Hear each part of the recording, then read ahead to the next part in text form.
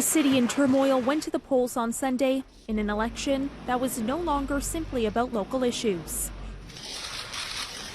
Rather, Hong Kong's district council elections were about whether protesters could achieve what they've been fighting for all along: democracy.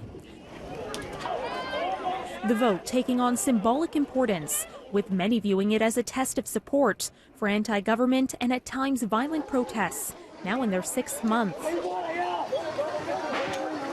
A massive turnout seen as a boost for the pro-democracy movement, which Hong Kong's unpopular government has been trying to dismiss.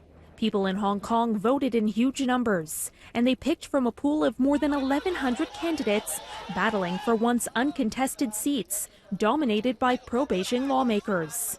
The most important thing the government has to do is to address the concerns and the opinions of the people that are raised by the majority of the public now. The district councils advise the government on community issues. The normally low-key race is the only fully democratic one in Hong Kong. The chief executive is selected by a largely Chinese-ruled panel instead of chosen by voters.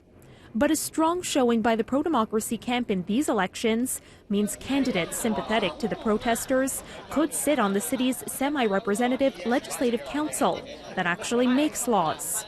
And they could be part of the panel that selects Hong Kong's top official. Casting her ballot in front of the cameras, Carrie Lam said her government is ready to listen to the district councils.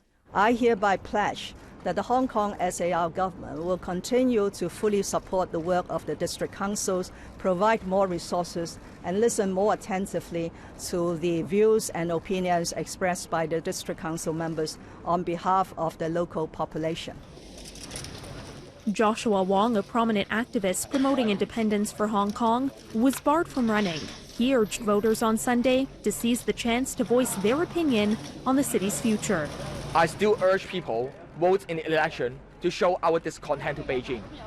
The Electoral Affairs Commission saying 69% of the city's 4.1 million voters had their say at the ballot box. That's opposed to just 47% who voted in the same elections 4 years ago.